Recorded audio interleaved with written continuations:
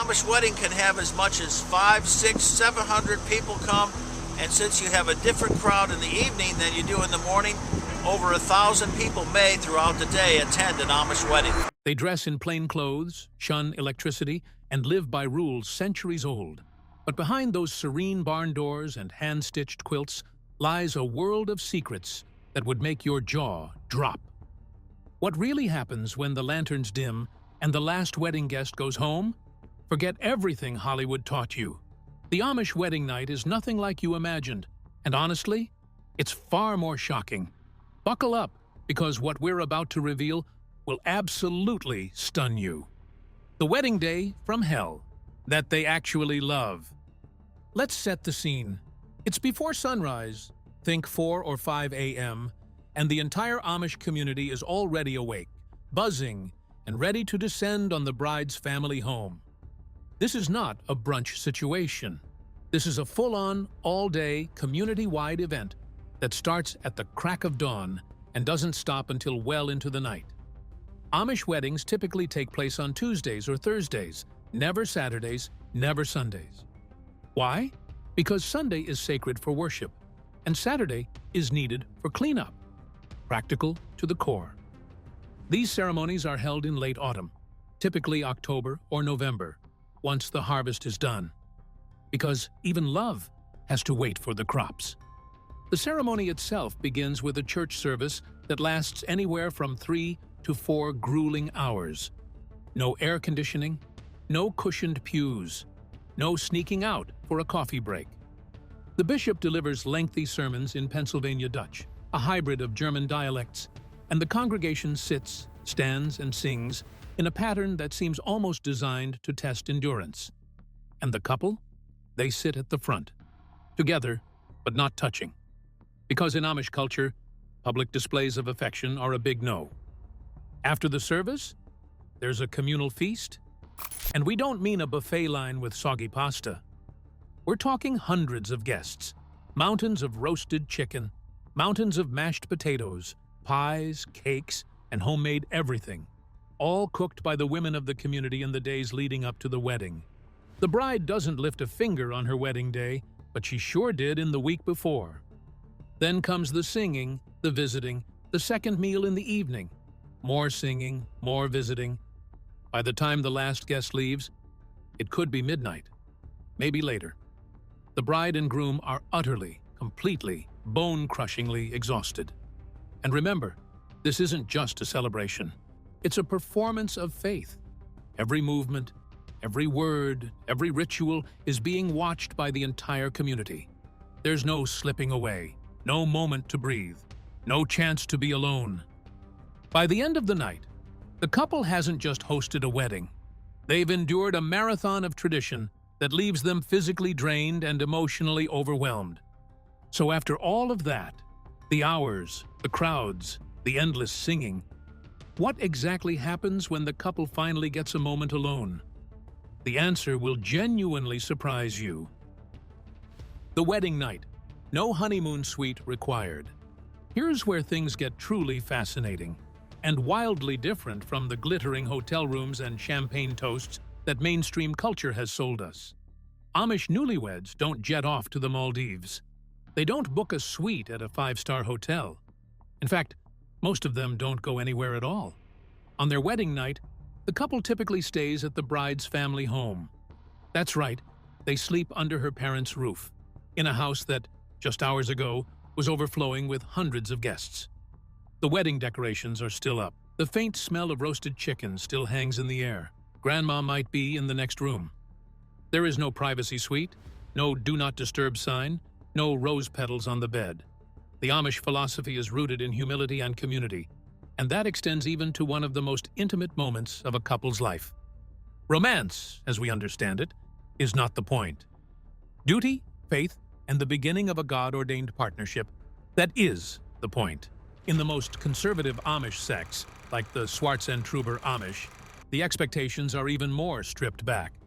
These communities reject nearly every modern convenience and live by some of the strictest interpretations of the Ordnung, the unwritten and sometimes written code of rules that governs Amish life. For these families, the wedding night is simply the first night of married life. Nothing more, nothing less. And exhaustion, frankly, does most of the work. After a 16 to 18-hour wedding day, filled with ceremony, feasting, and endless socializing, many couples reportedly fall asleep almost immediately. The wedding night, for a huge number of Amish newlyweds, is less about passion and more about finally getting some rest. But here's what's truly wild. This is considered completely normal. There's no pressure, no Hollywood-style expectation of a perfectly choreographed romantic evening.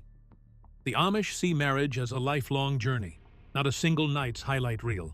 And that's where the real shock sets in. In a world obsessed with passion, spectacle, and once-in-a-lifetime moments, the Amish wedding night is deliberately ordinary. There are no grand gestures, no dramatic expectations, just two people, stepping quietly into a lifelong commitment with the understanding that intimacy isn't something to be performed. It's something that grows, slowly and privately, over time. But wait, if the wedding night is this understated, what about the lead-up to marriage? How do young Amish people even date? The answer involves something called bundling, and it's as bizarre as it sounds. Bundling, rumspringa, and the wildest dating scene you've never heard of. Before we even get to the wedding night, we need to talk about how Amish couples actually get together, because the courtship process is unlike anything you've seen on a dating show. And honestly, some of it might make your dating app swiping look positively tame by comparison. Let's start with rumspringa. This is the period, usually beginning around age 16, when Amish teenagers are given a remarkable degree of freedom to explore the outside world before deciding whether to be baptized into the Amish church. Some teens barely stray from their community. Others go absolutely wild, experimenting with alcohol, technology, cars, and even nightlife. There are documented cases of Amish teens attending parties with substances that would make their elders faint. The key thing to understand is this. Rumspringa is not officially endorsed chaos. It's a period of tolerance, not encouragement. The community expects most young people to return, get baptized, and commit to Amish life. And the vast majority do. But the experiences gathered during rumspringa often shape who a person chooses to marry. Now, bundling. Oh, bundling. This centuries-old practice, also called bed courtship, involves a courting couple spending the night in the same bed, fully clothed, sometimes separated by a wooden board placed down the middle. The idea was rooted in practicality. Amish homes in winter were cold, travel was difficult, and a suitor who had come courting might need to stay the night. Putting them in bed, fully dressed, was considered an acceptable compromise. Yes, you read that right. Bundling is, or was, a real Amish courtship tradition.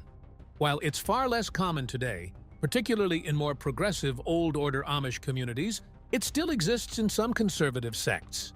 And despite what you might assume, the tradition was taken very seriously.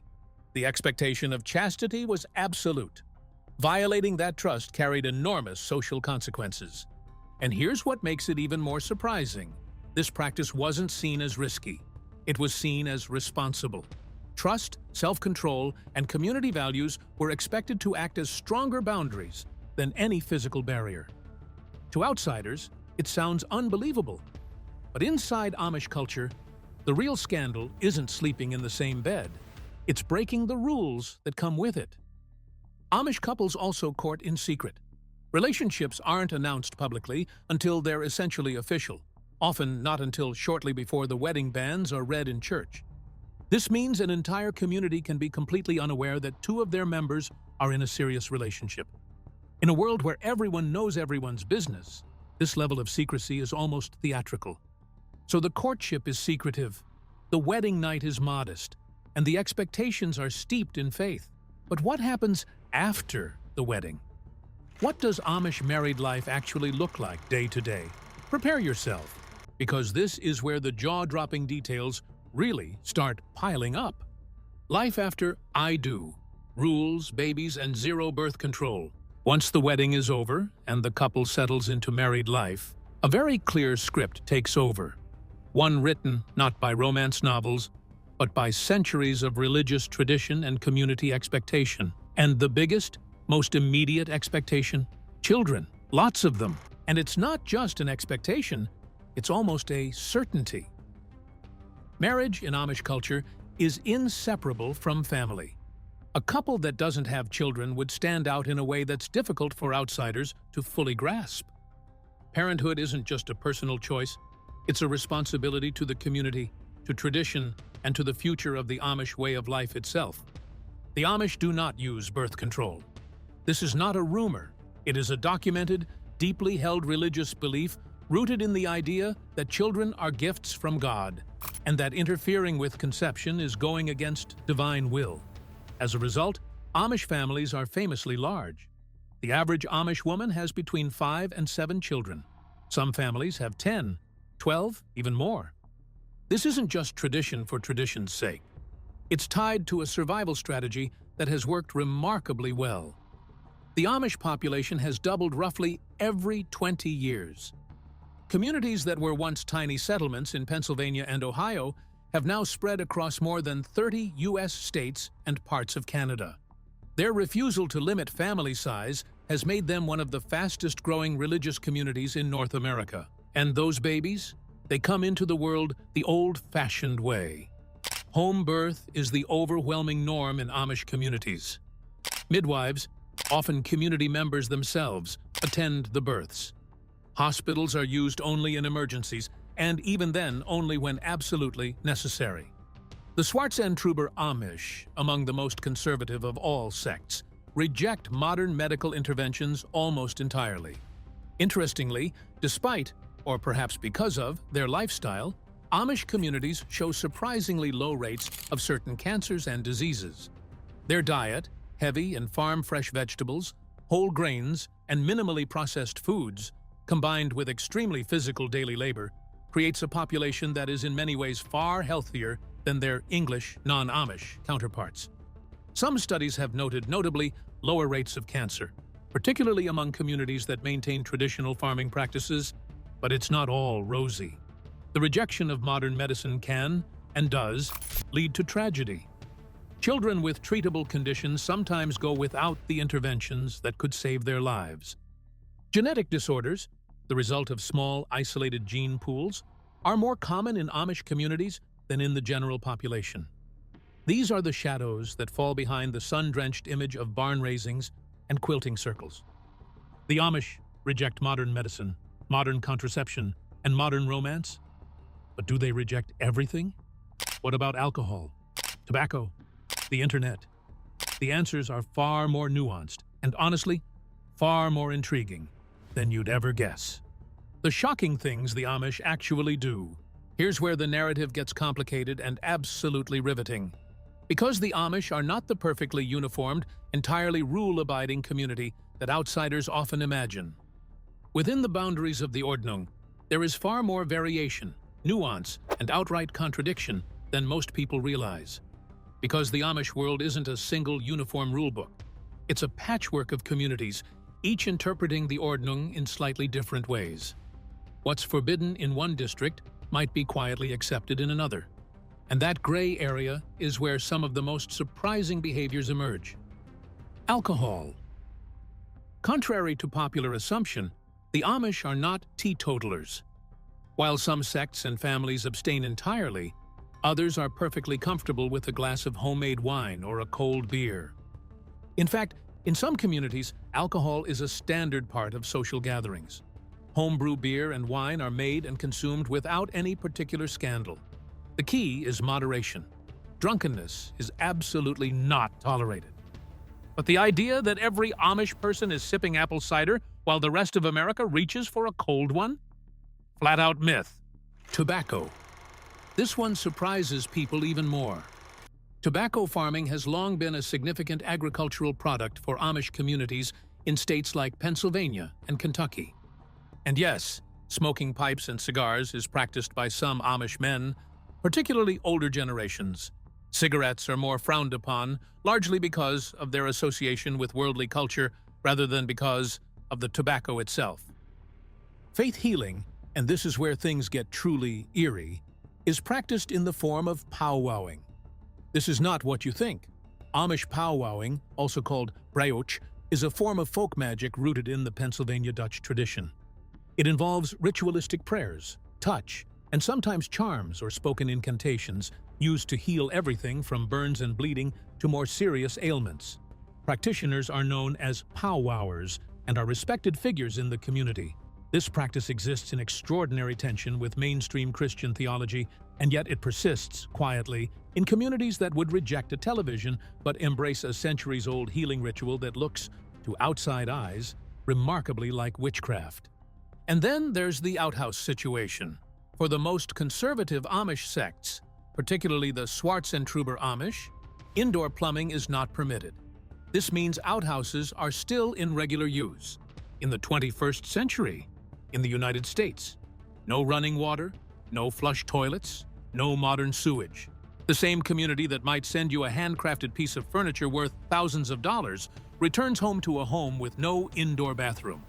So the Amish drink, sometimes, smoke, sometimes, and practice folk healing that looks suspiciously like magic.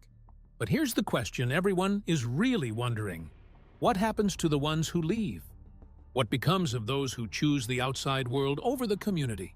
This is where the story gets heartbreaking. Shunned, the devastating price of leaving.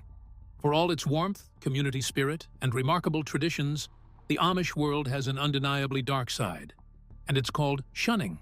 Known in German as Meidung, shunning is the practice of cutting off a baptized community member who has chosen to leave or who has violated the Ordnung in a serious way. And make no mistake, shunning is total. A shunned individual cannot eat at the same table as their family. They cannot do business with community members. They cannot receive help or assistance from those they grew up with.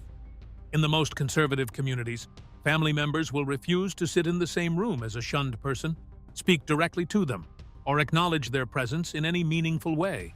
The psychological toll of shunning is devastating and well documented. Individuals who leave the Amish, often called ex-Amish, frequently describe a profound grief that goes far beyond ordinary homesickness. They lose not just a place, but an entire identity, language, social world, and in many cases, their entire family. Imagine growing up surrounded by people who define your entire world and then, overnight, becoming invisible to them. No goodbyes, no closure, just silence. For many ex-Amish, the pain of shunning isn't just social. It's deeply psychological, leaving scars that can take years, sometimes decades, to heal. Many ex-Amish enter the outside world with an 8th grade education at best. The Amish do not send their children to high school. They often lack social security numbers, driver's licenses, and any formal documentation. They don't know how to use credit cards, navigate the internet, or find housing. Organizations dedicated to helping ex-Amish transition to modern life have emerged in recent years, but the process is brutal for many. And yet, thousands choose to leave every year because Rumspringa plants a seed, and for some, that seed grows into something the Ordnung simply cannot contain. The heartbreak of shunning raises a question that the Amish themselves wrestle with. Is a community built on love capable of a practice this severe? Defenders argue that shunning is an act of love, an attempt to call the wayward member back. Critics call it emotional manipulation and spiritual abuse. The debate rages on, quietly, behind those plain wooden fences. Shunning is devastating, but it raises an even bigger question. With all of this, the traditions, the restrictions, the shunning, why are Amish communities not just surviving, but absolutely thriving and growing faster than almost any other religious group in America? The answer might be the most surprising thing you've heard today. The Amish paradox: how saying no to everything made them unstoppable. Here's the twist that nobody sees coming. The Amish, a community that rejects electricity, higher education, automobiles, the internet, and modern medicine, is one of the most economically resilient and fastest-growing communities in the United States. How? How does that work? It starts with the basics. Amish families are large. Large families mean more labor on the farm, more hands in the workshop, more members to sustain the community's economy. Unlike mainstream American families struggling with declining birth rates, the Amish are producing the next generation at a remarkable clip, and the vast majority of their young people stay. Their businesses are booming. Amish craftsmanship, furniture, quilts, woodworking, farming, commands premium prices in mainstream markets. Amish farmers markets, craft fairs, and direct sale operations pull in significant revenue from non-Amish customers who specifically seek out their products for their quality and authenticity. There's an irony here that's almost poetic. The very otherness that separates the Amish from mainstream culture has become their greatest marketing asset. They also accept no government assistance, no welfare, no food stamps, no social security. This is a deeply held community value. The community takes care of its own. When an Amish family faces a crisis, a fire, an illness, a financial hardship, the entire community mobilizes. Barn raisings are not a romantic myth. They're a real, functioning social safety net that operates with remarkable efficiency. And perhaps here most powerfully, the Amish have what sociologists call social capital in extraordinary abundance. Trust, reciprocity, shared values, and dense community networks make them extraordinarily resilient in the face of crises that devastate isolated modern individuals. While contemporary culture struggles with epidemic loneliness, the Amish literally cannot be alone. And in a world where independence is often celebrated above all else, the Amish have chosen the opposite path, one where the individual comes second to the community. It's a trade-off that most people would never accept, and yet, for them, it works. Their world is built on togetherness. It turns out that the forbidden world behind those plain fences isn't a relic of the past. It's a living, breathing, growing experiment in what happens when a community decides, radically, stubbornly, defiantly, that some things matter more than convenience. And that, friends, is the forbidden truth the world rarely tells you about Amish life. From those exhausted, surprisingly modest wedding nights to folk magic, shunning, and a community that's quietly taking over rural America. If this blew your mind half as much as it blew ours, smash that like button, subscribe, and turn on notifications, because next time, we're pulling back the curtain on another world that's hiding in plain sight. You do not want to miss it. See you there.